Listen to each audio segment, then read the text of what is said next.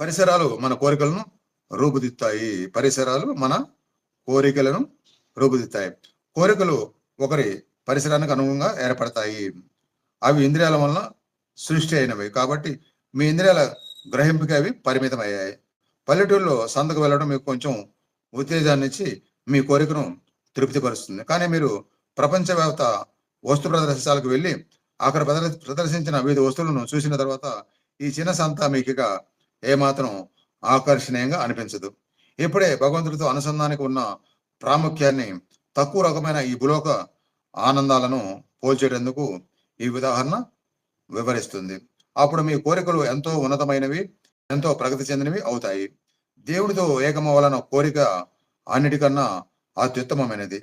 మీరు ఒక చిన్న కోరిక తీరగానే మరో దాన్ని తీర్చుకునేందుకు ప్రయత్నిస్తారు. కానీ మీ దగ్గర దేవుడు ఉండే మిగిలిన అన్ని కోరికలు సంపూర్ణంగా నెరవేరుతాయి.